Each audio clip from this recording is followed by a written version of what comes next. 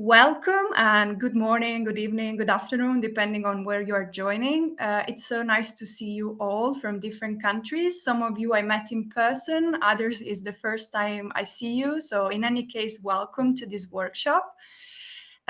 We really want you to delve deep into the Empowering Change Toolkit. Back in 2023, we did a survey amongst Vincentian around the world, and 70 people from 23 countries took part in this survey and told us what advocacy means for them and what their local advocacy needs are. So this toolkit, which is a 46-page, it's quite long, is a very practical resource and the fruit of a truly Vincentian collaborative effort. So we hope that we will help you to put into practice the tools from the toolkit in your local context and start to draw your own local advocacy strategy. I would like to remind ourselves that it's an important occasion, that thanks to this online platform, we can communicate to each other from different countries. We know homelessness is a global problem. And so we will be able to peer learn from each other and understand the similarities and differences around homelessness. So thank you for this. Thank you for joining and welcome again. And I pass the word to Janina. Amazing. What a joy to be joined by all of you. And Anna, thank you for those welcoming remarks. Let's just take a peer into what we're going to be doing time together today. In the chat, you might notice there's a link to a participant resource guide. We invite you to go ahead and download this and use this for notes or for processing in whatever way you might need that. In the participant resource guide, we also have listed this agenda that we see on the screen. So we will spend some time understanding our local landscape and hearing from others who've engaged in this vital work. Then we are going to explore a little bit what this toolkit means and how we can apply it and how we've seen it applied within our own contexts. We'll take a quick break, and then we're going to begin to create a strategy of what it looks like to apply this toolkit into our own contexts. We'll hear from our colleagues, we'll share our inputs and our insights, and then we will bid adieu to one another with the hopes that we're going to begin to apply the tools introduced in this toolkit into our work. We are now going to transition and learn a little bit more about specifically this local advocacy toolkit. We are now going to share this video and invite you to sit back, watch it, and begin to think about what does this mean in your context. So with that, let's go ahead and share our video, and we'll invite you to share any reflections after we play this video. Homelessness. A word that often brings fear, judgment, or shame. Behind it are people with lives, stories, and dreams. We often think only of those living on the streets, but the reality is much more complex. Homelessness also includes those living in temporary accommodations, emergency shelters, or inadequate housing. A phenomenon that is difficult to quantify but affects at least 1.6 billion people worldwide, a staggering number highlighting that for 2 out of every 10 people worldwide, the word home remains just a distant dream. By 2050, it is estimated that 3 billion people will be living in slums, exacerbated by natural disasters and conflicts. This scenario threatens the success of the Sustainable Development Goals, particularly the right to safe and inclusive cities. Advocacy plays a crucial role in addressing homelessness. It is not just about providing immediate relief, but about driving long-term systemic change. Through advocacy, we can influence policies, mobilize communities, and create sustainable solutions to protect the most vulnerable. It empowers individuals and organizations to take action and ensures that the voices of those experiencing homelessness are heard at all levels of society. As members of the Vincentian family, we want to be on the front lines in the fight to end homelessness. This is why the Vincentian family and other collaborators have created an advocacy toolkit. Because advocacy, strong political and social action are essential to protect the rights of the most vulnerable and to bring about systemic change. What is advocacy? Advocacy is a multifaceted approach that includes community organizing, awareness campaigns,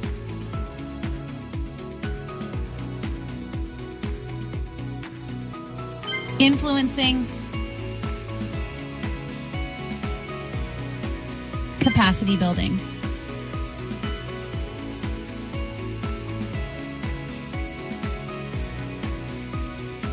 What can you do? Local advocacy. The toolkit guides activists in addressing the root causes of homelessness at the local level in order to create sustainable solutions. Data collection. Data is essential for effective advocacy. The toolkit explains how to collect both quantitative and qualitative data to track trends and evaluate interventions while ensuring the privacy of those involved. Affordable housing. Access to dignified housing is crucial. The toolkit explores strategies to influence housing policies, drawing inspiration from movements like Right to the City in Brazil and the YIMBY movement in the United States.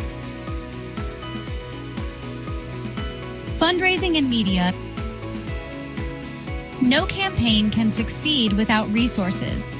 The toolkit provides strategies for fundraising and mobilizing resources, emphasizing the importance of partnerships and alliances.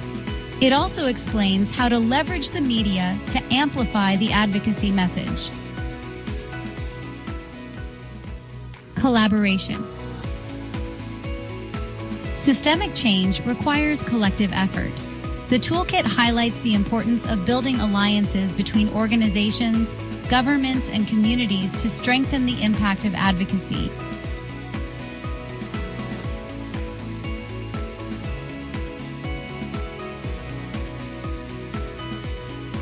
A home is not just a roof. It brings dignity, security, and hope. And you can be a key to transforming people's lives. Download the toolkit and learn how to bring about change.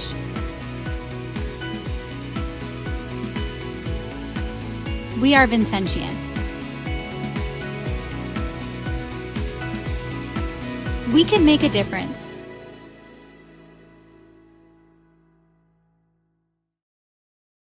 What can you do? So that was the introduction to our local advocacy toolkit. Gauging from the introductory poll that we invited you to share, some of you are familiar with this tool and some of you are not quite as familiar. So throughout this session, we're going to help address that question that was posed in the video. What can you do? Not only by mapping out the local factors contributing to homelessness in each of your contexts, but we're going to apply the steps that have been identified in the Empowering Change Toolkit, and we're going to draft an advocacy action plan on how to employ your own identified strategies. We also have the Empowering Change Toolkit here for our session, and I've just shared the link in chat now. So we're going to advance and just focus on our overall objectives of our time together. We're hoping that by the end of this session, you are going to be able to spend some time analyzing the local factors contributing to homelessness in your context. We're going to have an opportunity to apply the Empowering Change toolkit, and we're also going to create an advocacy action plan, as I mentioned, on how to employ your identified strategies. So before we begin to dive into our own contexts, we're first going to hear from a partner who was successful in identifying his own local advocacy efforts by understanding the local landscape. We'll hear from his experiences and learn from his strategies. And we're going to have an opportunity to just hear a little bit more about what this looks like for Father Memo. When we play this, we invite you to think about a little bit about how he was able to apply different aspects of the toolkit into his own advocacy efforts. Muy buenos días. Mi nombre es Guillermo Campuzano, misionero vicentino que actualmente trabaja en la Oficina Internacional de la Familia Vicentina en la ciudad de Filadelfia. Mi recorrido desde el barrio pobre donde nací en Colombia hasta los pasillos de las Naciones Unidas, pasando por tantas fronteras humanas y existenciales, ha estado marcado por una certeza, una convicción profunda. Nuestro carisma no es una herencia estática, sino una fuerza viva, transformadora. San Vicente nos enseñó a ir a donde otros no van, a ver lo que otros no quieren ver y a servir a quienes nadie quiere servir.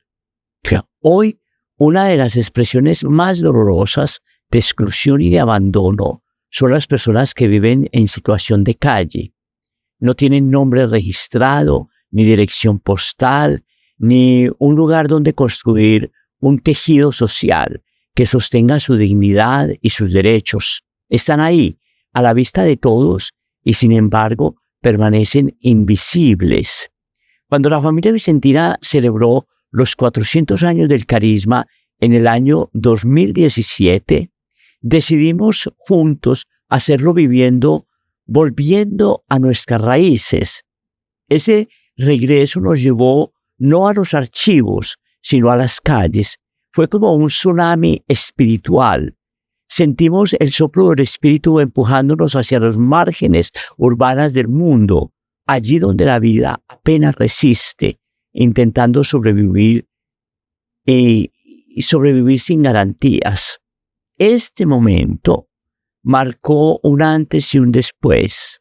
A partir de ahí, muchos miembros de nuestras ramas comenzaron a preguntarse qué significa realmente servir a los pobres hoy.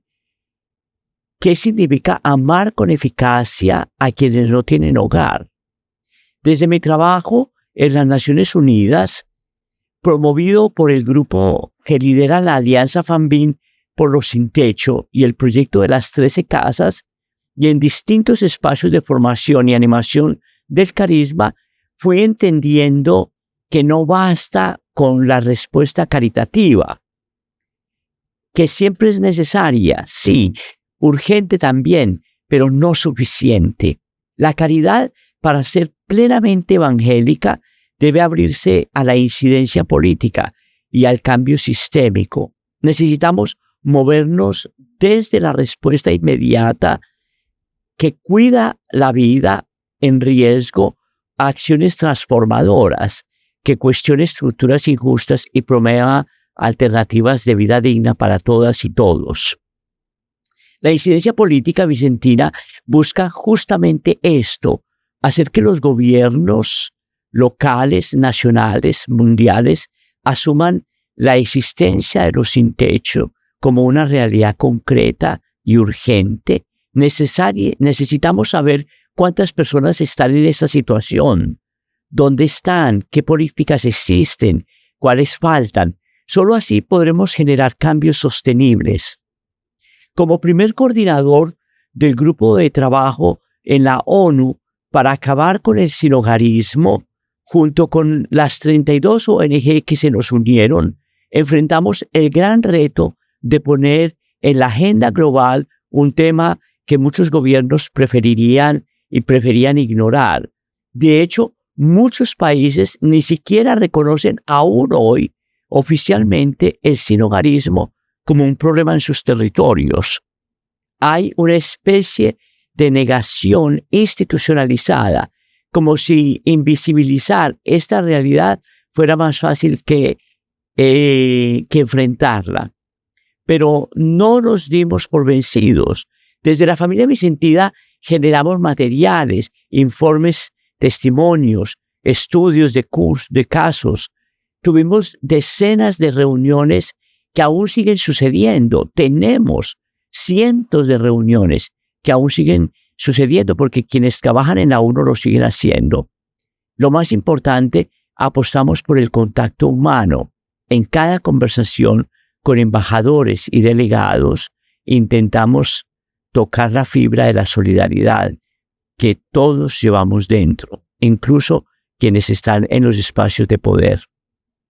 Funcionó. En el año 2020, por primera vez en su historia, la ONU utilizó la palabra sinhogarismo, homelessness, en una resolución oficial. Eso no fue un gesto simbólico, fue el reconocimiento formal de que existe un problema real, creciente, y que cada nación tiene la responsabilidad política, social y ambiental de enfrentarlo. Pero la incidencia global solo tiene sentido si produce frutos concretos a nivel local. En estos años he visto cómo esa semilla global ha germinado en muchas partes del mundo. Diversas ramas de la familia Vicentina han comenzado a trabajar de forma más articulada, más estratégica, en colaboración con gobiernos municipales.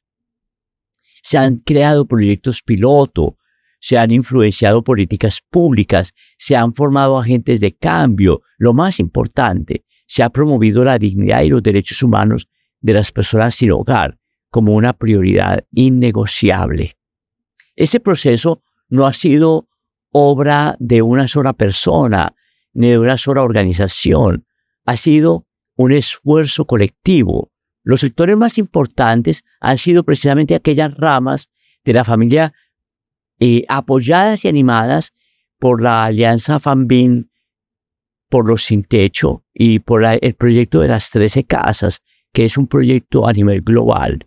También han sido clave las alianzas con las organizaciones no gubernamentales, con expertos, universidades, redes interreligiosas, con los propios afectados que han sido protagonistas de su proceso. El Instituto sobre el Sinhogarismo de la Universidad de DePaul ha sido un agente central en todos estos esfuerzos.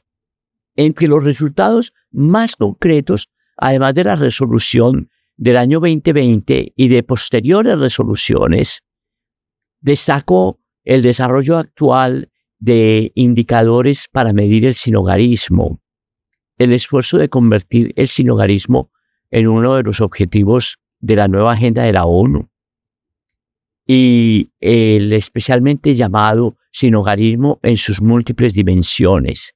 Esa nueva forma de entender el fenómeno nos permite mirar más allá del hecho de no tener un techo y analizar otras formas de exclusión residencial y social. Además, varios gobiernos están implementando estrategias nacionales inspiradas en parte por el trabajo de este grupo de trabajo promovido por la familia Vicentina en la ONU y todos sus aliados. ¿Qué he aprendido en este camino? Que la incidencia real comienza en la escucha, no en los discursos. Que necesitamos aliados, datos sólidos, perseverancia, humildad. Que las transformaciones estructurales solo son posibles cuando las comunidades de base están empoderadas y cuando se genera una conciencia crítica colectiva. Que nuestra voz profética tiene sentido cuando nace del contacto concreto con el dolor y la esperanza de los pobres. A quienes hoy trabajan en sus contextos diseñando estrategias de incidencia política, les doy estos 3 consejos prácticos. Primero, escuchen a las personas sin voz. Ellos son los que tienen la clave de la transformación. Segundo, documenten todo lo que viven y hacen. Los datos salvan vidas. Tercero, busquen alianzas. La incidencia política no se hace solos, se hace en redes de solidaridad. En el mundo, en el fondo, lo que intentamos con todo esto no es solo cambiar políticas. Para nosotros es el anuncio de la buena noticia, una noticia de justicia, de dignidad y de vida. Es el evangelio de la justicia, porque para nosotros, para nosotras, servir a los pobres no es solo una obra de caridad, es una forma concreta de encarnar el evangelio y de reinterpretar el carisma de San Vicente y de encarnarlo en nuestra historia actual. Muchas gracias. Un abrazo de paz. What a powerful message we've heard from Father Memo. There's just hearts being sent. And we're actually going to invite you to just go ahead and reflect on the messages that he shared with us.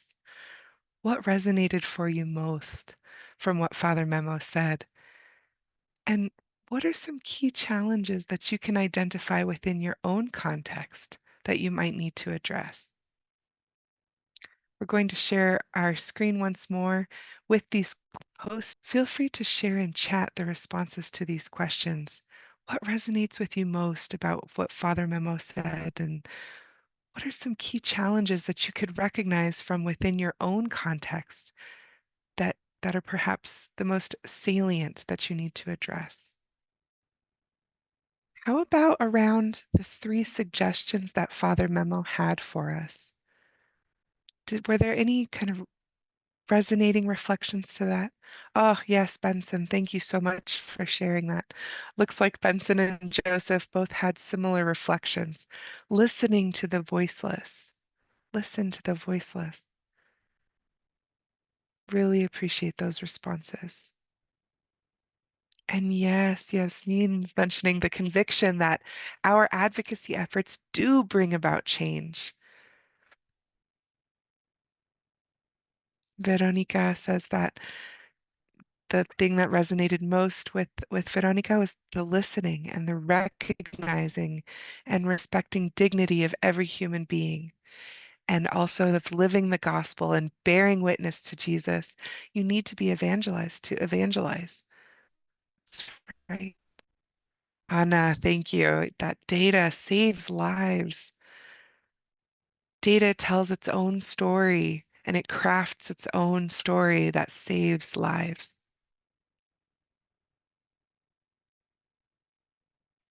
What else stood out for you from Father Memo's account? In my own reflections, I was recognizing that he's such a poet. I was so taken when he mentioned that he felt a spiritual tsunami overcome him. And I think this is aligned with what Veronica was mentioning, that, you need to be evangelized to evangelize. You need to have been able to understand and empathize with those voiceless who are often not very listened to.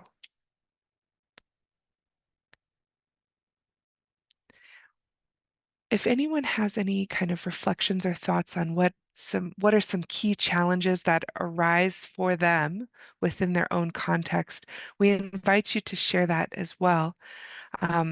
This next section of our session together today, we're actually going to be diving even deeper into our own contexts. So in doing so, we're going to ask you to reflect on these different aspects of your community work. So what are some root causes of homelessness in your community?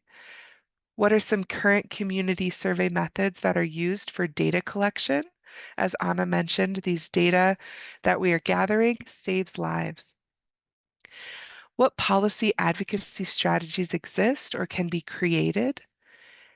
What are some creative storytelling techniques that exist to support possible advocacy efforts? And then which stakeholders or partners exist within your community that you might be able to tap into to support the possible advocacy efforts? So at this point, we're going to be using another tool, and this is just another tool for our tool belt called Padlet. We ask if this is available to you to go ahead and click the link that you'll see appear in chat in just a moment. But we're going to ask that you share your reflection on some of these questions.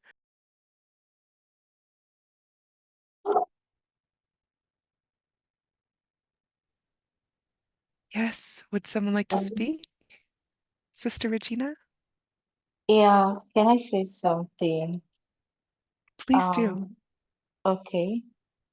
For me, I'll say one of the root causes homelessness is lack of affordable housing because high housing costs and limited availability for affordable housing.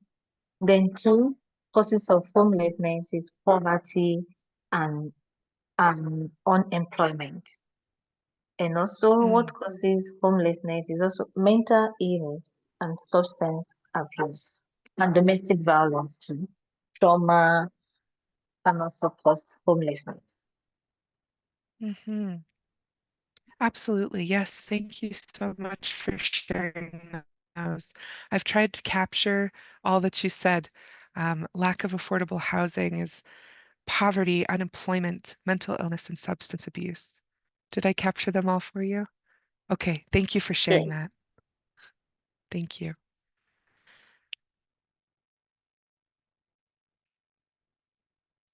Okay. So we're getting some really wonderful inputs into all of these different categories. I'm noting that there's a common thread throughout this first column, and I'm going to make it a bit larger, and I'll invite some of our other colleagues to share their perspectives as we reflect on this. But our first column that asks, what are some of the root causes of homelessness in your community? Absolutely. Okay. So we're noting that domestic violence is listed here, lack of affordable housing, as we mentioned, as Sister Regina mentioned, unemployment, mental illness, substance abuse, unfair political policies and family breakdown, um, exclusion and abandonment, prejudice, fear, indebtedness, natural disasters, laziness, lack of resources. Unemployment seems to be a very common theme here. Um, there's also mention, once again, of natural disasters, climate migration, um, violence and displacement, poverty, unemployment. So there's quite a few kind of common threads of experiences and root causes of homelessness within these different communities. So we really appreciate your reflections on those. Noting some of the community survey methods that are currently being used, including interviews, home visits, interaction during family trainings, um, visiting those families and conducting those interviews. So those seem to be the most prevalent community survey methods are those person-to-person interviews. For me, that brings up what Father Memo said of tapping back into humanity. So I'm so happy to learn that we do have these interviews that are being conducted to gather the data collection and to gather those stories that the data tells. Some Sorry, of the Janina. yes, Yasmin please, wants to Anna. say something. Oh, Yeah. Yasmin, yes, please. Sorry, I just want to share an insight about the survey methods in the communities. It also connect with our Vincentian charism, of this personal relationship with the families, the people. Um, Yet at the global level, when we have conversation with our UN representative of the Vincentian family, their challenge is really about more global data. Those stories are important, but we need more reliable. Also, we also need reliable data that shows the patterns that help bring the conversation at the UN level. So I'm just mentioning that as something, as local advocates, something we need to continue to be sensible to. Thank you so much, Yasmin. I think I heard someone else come off of mute. Would you like to share your reflections as well? Perhaps to what Yasmin was mentioning as we engage with and speak to our UN representatives?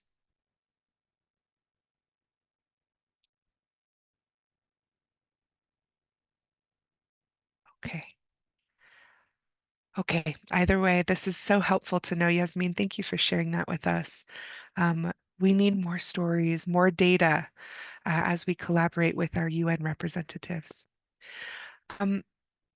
Kind of advancing on now about these creative storytelling techniques that you've seen that exist to support fundraising. Some people made a video to show some of the challenges that they faced. Um, let's overall survey method. So using the information gathered from those interviews, from those home visits, using that time with family trainings to make sure that we're gathering those stories, engaging in those interviews and case studies. Another person used a documentary type approach to learn from the actual experience and struggles and the successes of homeless people, of a homeless family and a homeless person. Um, I'm curious about make a proposal. Has somebody actually made a proposal to present those creative storytelling techniques? If so, we'd love to hear your experience in doing so. Or perhaps these are just opportunities that we know that exist.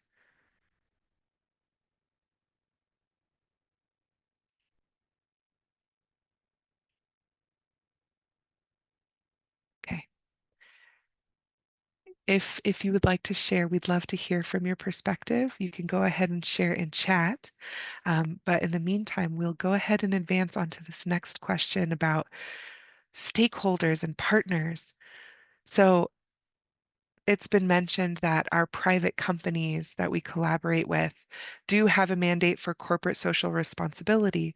So they're a prime partner or stakeholder to collaborate with in these community support efforts. Individuals, families, overall religious communities and parochial support, churches, non-governmental organizations, NGOs, and civil society organizations. I note this one has a thumbs up. Someone really liked that response. Um, universities and hospitals are a great resource to be able to tap into. I'm curious, Anna, Yasmin, um, if anyone has any perspectives, and Denise, if you have any thoughts about some of the inputs here that you'd like to reflect on, or So, Laura. Yeah. Laura, go ahead. No? No, I was just going to say that I find it very interesting that most partners that we mention are very, very into the private sector, I would say, in many cases. Um, so I just to mention that we also have people who represent in our government who are also key partners in advancing the cause of homelessness, and that we be aware of the opportunity to work with them. It can be difficult at times, but it's very necessary because when you think of the UN, I'll go back to that experience globally. But when you think to the UN, it's really the voice of states that matters the most. So we need to find a way in those voices nationally and locally so that we can also make the voices of the homeless heard in other forums. Thank you, Yasmin. Hi. Anna, over to you. Yeah.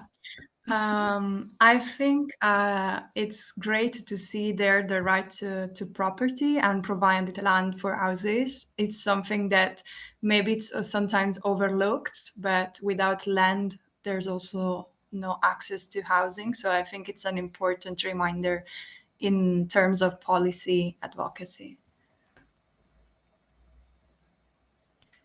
Thank you, Anna. A really helpful one. I'm just reflecting on in the creative storytelling section. I'm really liking that somebody highlighted the importance of showing sort of the successes and when things go right for people, as well as telling the stories about, how people end up homeless, it's the struggles they're facing, but also, I don't know, it's part of that seeing people as sort of whole, dignified people. And I just really, I was really pleased to see that. I thought that was lovely. Absolutely. That's all approaching it also with an appreciative lens and a strengths-based approach, highlighting those successes to generate those storytelling techniques. Great reflection, Laura. Thank you. All right. Well, we're so grateful for everyone beginning to share this. Yes, Gio, please, over to you.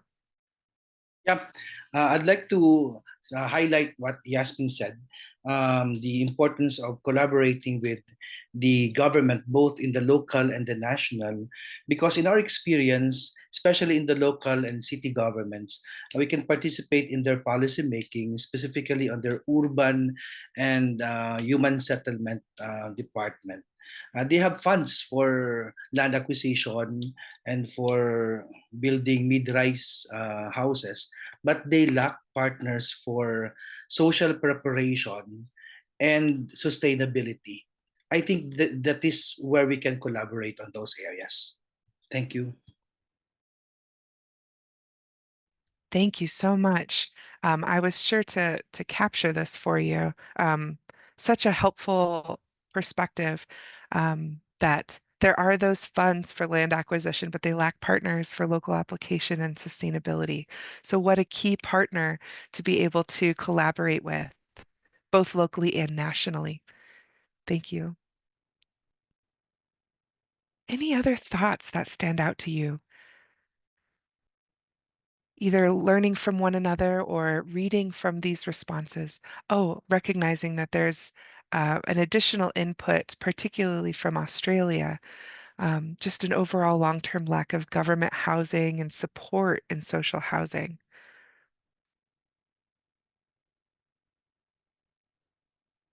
Those numbers are really powerful.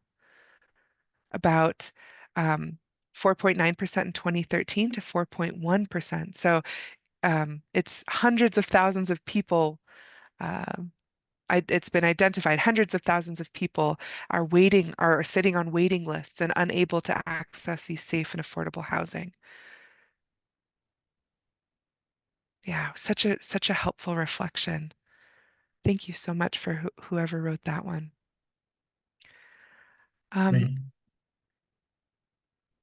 Yeah.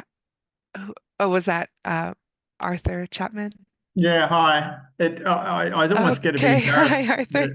that Australia's so sort of at the top of the tree as an advanced country, yet social housing and affordable housing,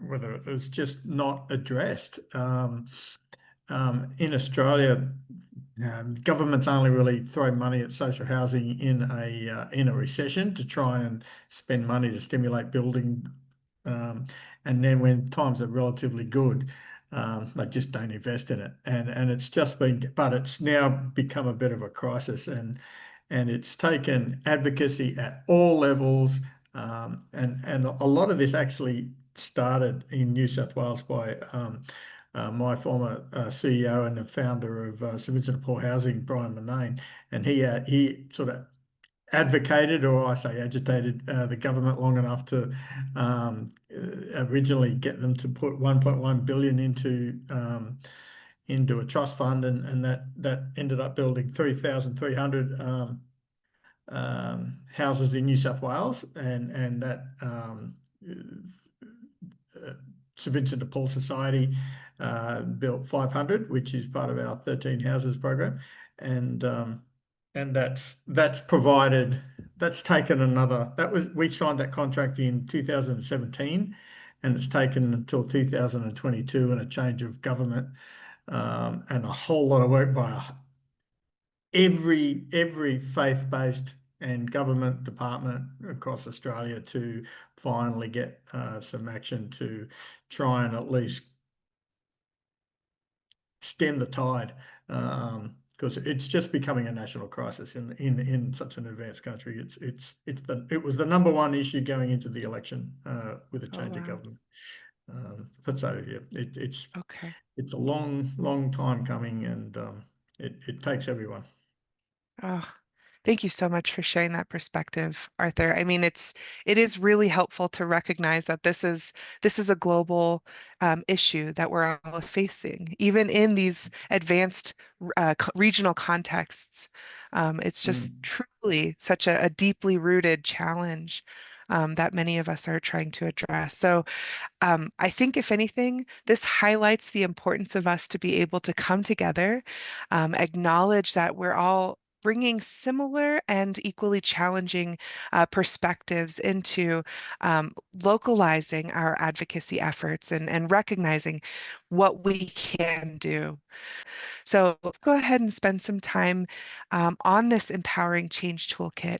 And in doing so, I'd love to invite Anna once again to share with us some of the tools that are really highlighted throughout this toolkit.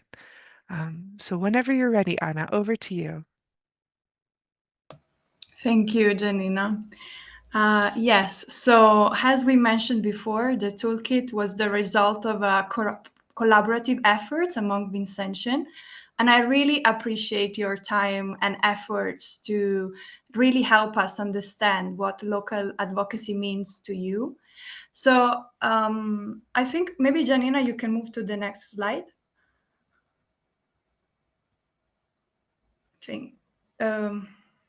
Okay, so there are different tools within the toolkit. First of all is the theory of change framework. I don't know if you heard of it before, but basically it's just to conduct a very strong causal analysis. We know that homelessness has some individual factors such as family breakdown, mental health, but we deeply know that there are some structural and societal causes. So when we look at homelessness, we need to keep asking the question, why? So we can say there is a lack of affordable housing, but then we need to keep asking ourselves, why? It could be like corruption, it could be like a government problem, or wrong distribution or allocation of funds. So we really need to question ourselves all the time to really understand the root causes of the problem. So that's what theory of change says, because through this causal analysis, we can really act and promote effective solution. And then Father Memo reminds us that data is important. Sometimes we are really into like supporting people every day. There's some emergency going on, especially, I don't know, working in conflicted affected area, natural disasters is very difficult because we are responding to the immediate needs. But data is important because, as Father Memo says, data saves lives. If we don't define who the homeless person is in your context, then we cannot start counting who are the homeless in your community. So once we count how many homeless people there are, we can tell governments, we can say that homelessness is a true problem in your community. And by cooperating together with other NGOs, Vincentian, civil partner, and local authorities, we can truly demonstrate the gravity of the problem and the issue. And it's important to say that data is not just numbers, it's also stories. So let's imagine that you're helping someone with some psychological support session, and suddenly they stop attending. If you have the numbers, you can say how many sessions they've been to, but you don't know the story behind it. So it's really important in terms of data collection to know why that person stopped attending. So it could be like lack of childcare. They could have lost their job, and they cannot pay for public transport to get to your service. So it's so many different reasons that we need really to combine quantitative data with qualitative data. And then you know better than me, there are some 13 houses project coordinator here that affordable housing is essential. But again, we need to ask ourselves what affordable mean in our context. And so in this sense, a tool could be the UN definition of affordable. Affordability changes depending on the context. So we need to ask ourselves what it means. And in this sense, the UN definition has different indicators. So does the house give access to water, electricity, employment, education opportunity? A house is just one aspect of homelessness, no? And so we really need to understand what is affordable, and also remind ourselves that housing is a human right that is guaranteed in different international conventions. And so homelessness is not just a lack of housing, it's a violation of human rights. And what practically means locally is that is protected by the UN Convention on Human Rights and other conventions. And it means that because most countries signed that convention, it means that it has been translated somehow in your local context in a law, in a national law. And then finally, fundraising. We all know how fundraising is so hard. There's a lot of competition out there. But did you ever write smart objectives for your fundraising strategy? It's really important before even starting to fundraise to really think about what you want to achieve and who are you targeting. There are so many donors, sometimes very difficult to find out there. And you don't want to waste time. Not all the foundation and private donors are suitable for our organization or our branch, etc. So you really need to understand what fundraising strategy you're adopting. Before doing that, you start writing your objectives or your fundraising campaign.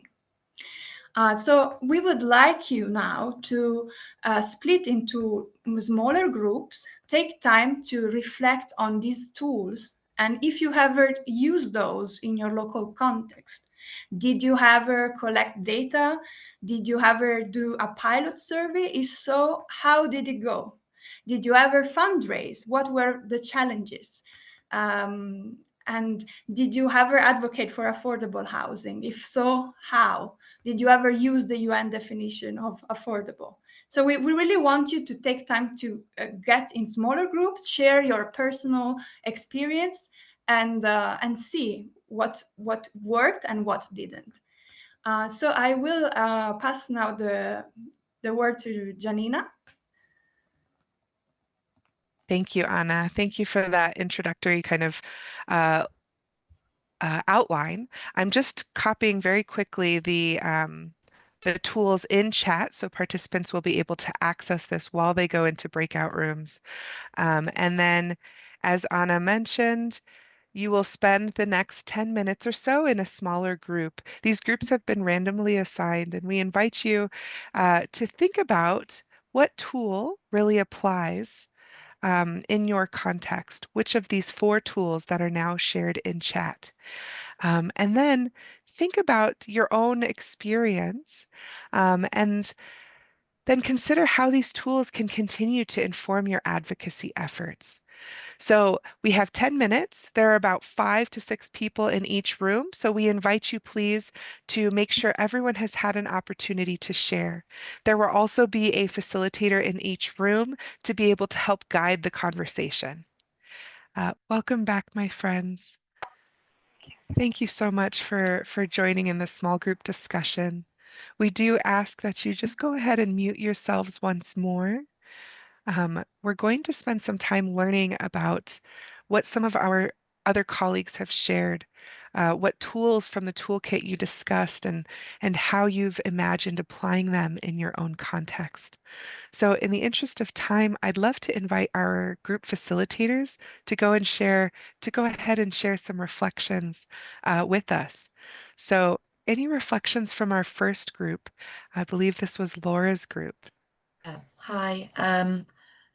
We had a really interesting conversation, so it's hard to distill into, I guess, the key point, but I think one common thread when people were sharing about the different approaches or challenges they faced sort of trying to do these things, or we were having a conversation about affordable housing and what that means, and how when we're kind of advocating for this or developing an affordable housing response, it's not just the home, it's also that kind of wraparound support that we kind of need to be working towards as well, to help people kind of reintegrate, feel fully supported, kind of live full lives.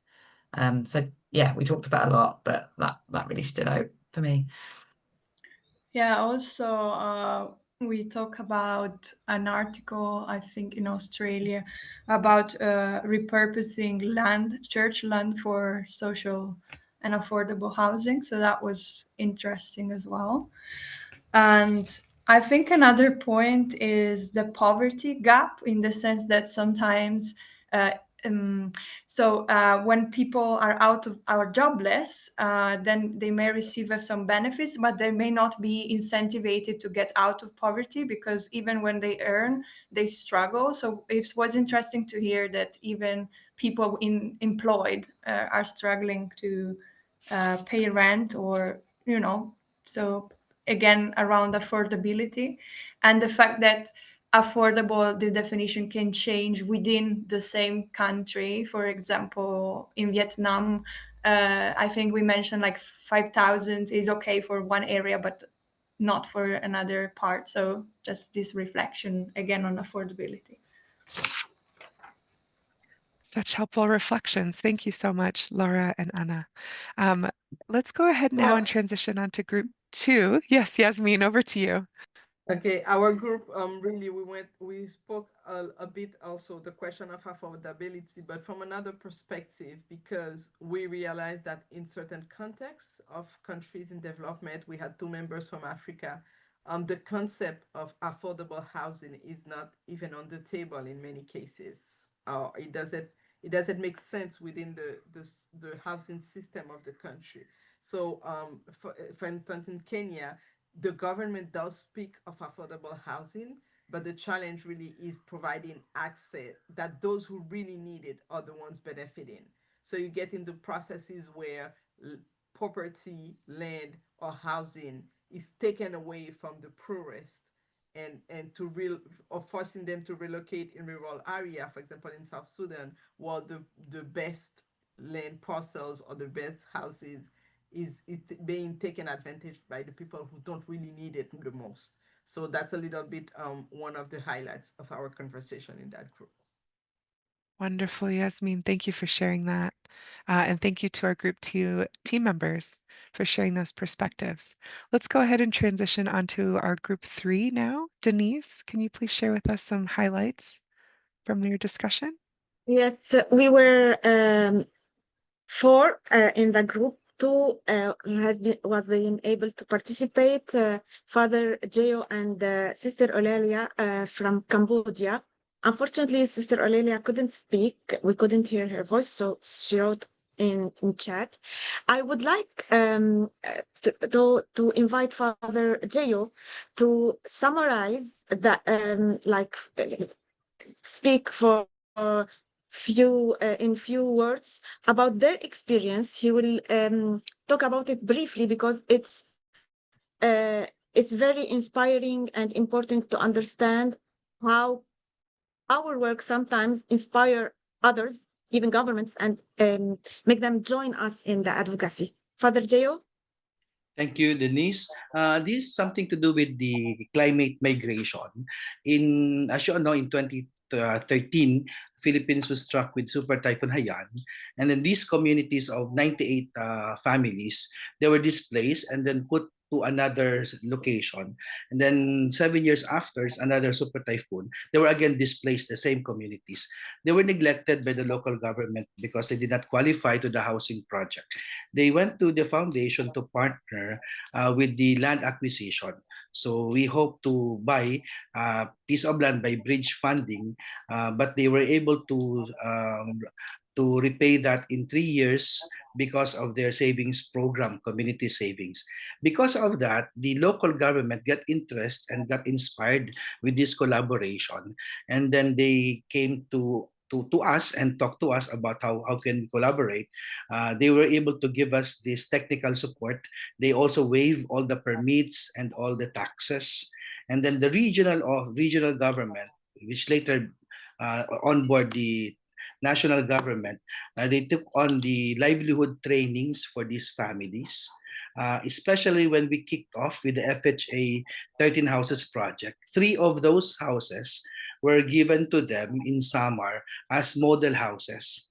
The implementation was taking care of the police. Even the national police helped in the technical support by giving us the engineers and the architects.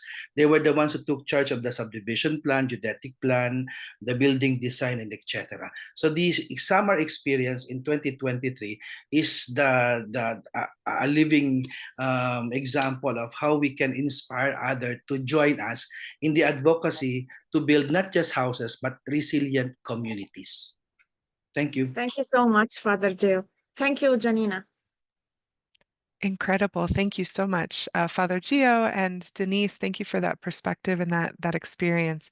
I mean, what a wonderful opportunity for us to be able to learn from one another's experiences and recognize that there's so much in common when we're listening to the voiceless and learning about what tools that we can continue to apply within these contexts, no matter where we sit in the world. So I think for the next few moments, we're just going to advance. If you need to take a couple minutes, we invite you to do so in the next few moments to just stand up, drink some cool water, stretch your body so you can bring that same momentum to this latter half of our session today. All right, thank you so much. I'm seeing some bright faces. And for those of you who are joining back, thank you for taking some time to yourself. We are now going to spend the next few moments diving into our strategy co-creation. So now we've beautiful opportunity to be able to learn from Father Memo's experience and to heed some of his advice. We've also had an opportunity to think about how we've seen some of these tools applied and kind of what was most prevalent for us as we went into these smaller groups. Now we have an opportunity to begin drafting our own local advocacy strategies. So if you have the participant guide open, you can go ahead and look on pages 7 through 11, and there are a list of questions that are posted there for you.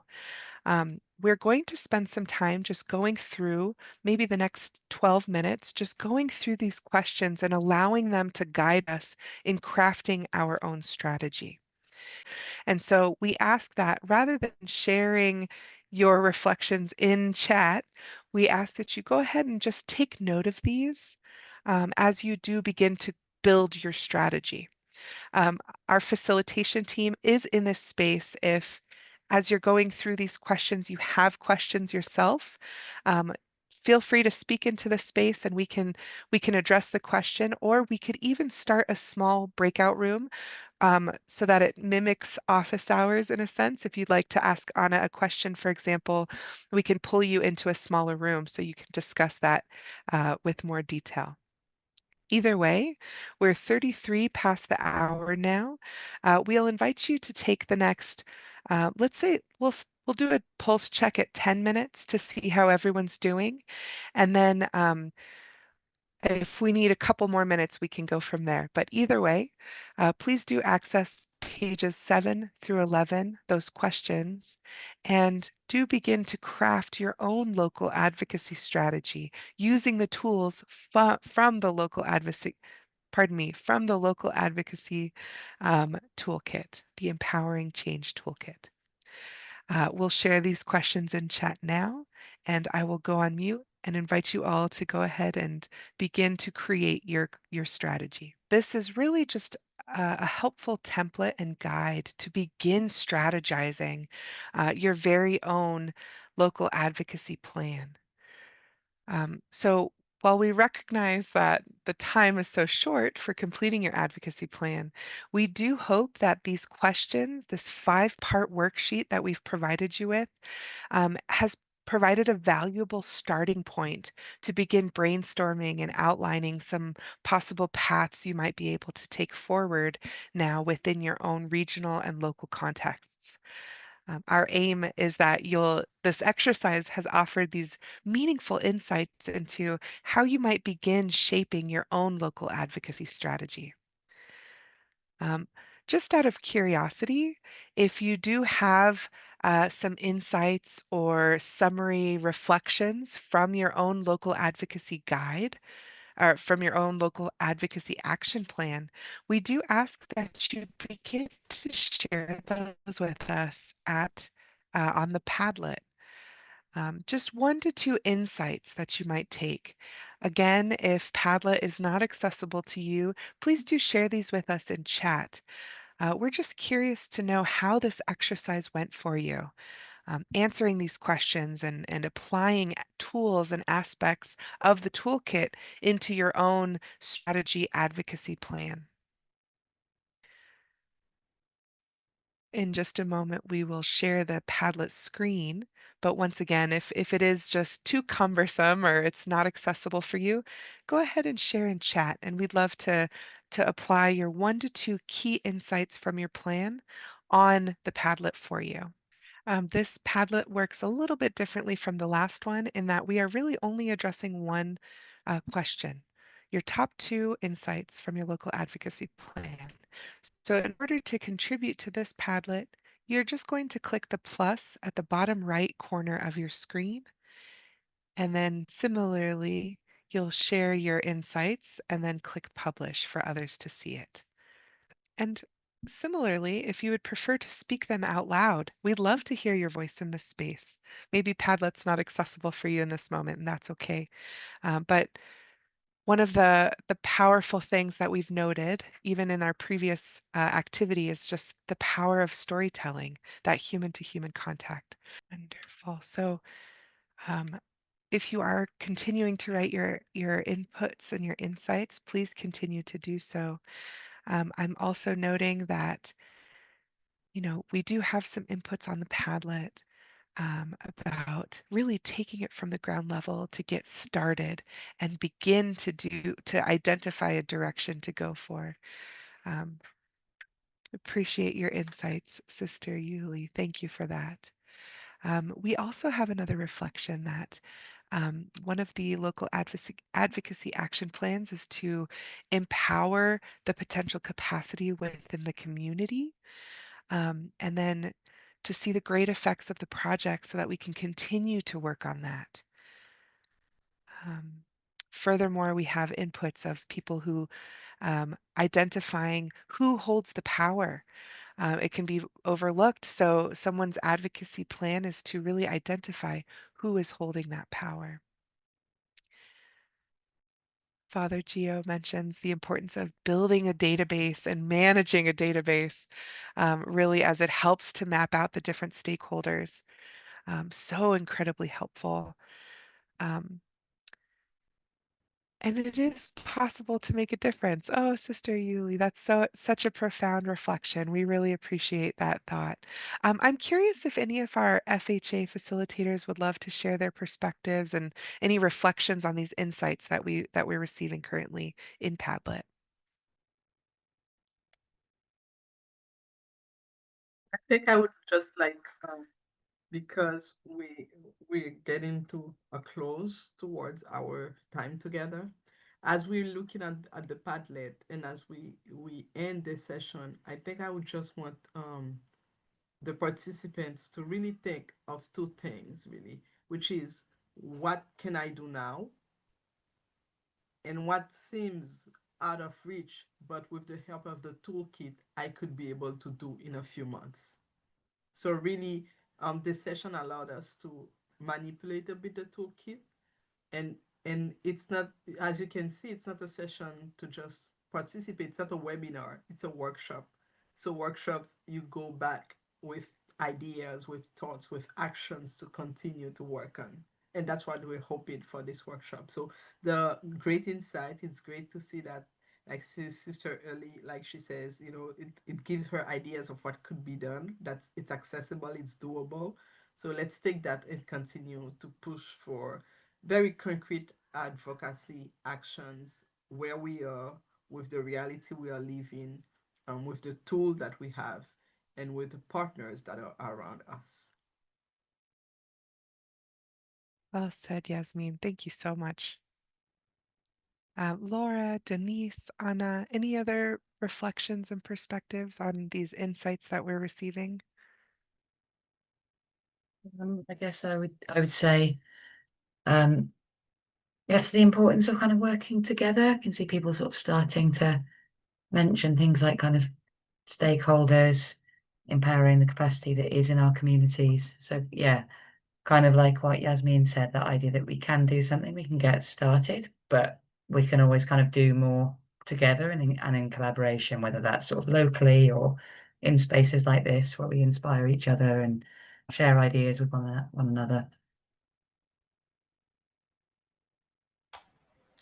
I love the sister Heuli comment of that realize that we can do something about it.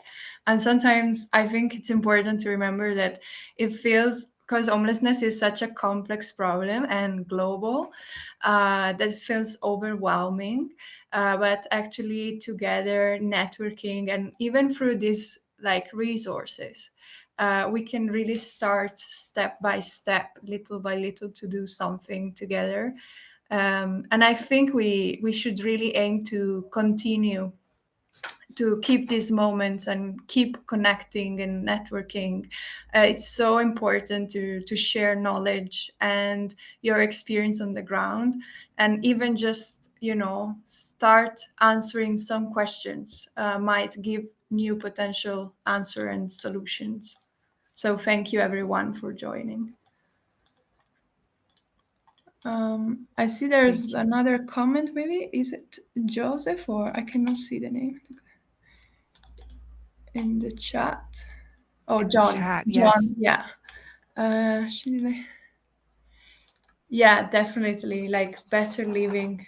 Yeah, and that affordability we talked about before, that it sometimes is not even a thing, is not even defined in some countries. So starting by defining homelessness and everything, really, even affordability is so important to be on the same page.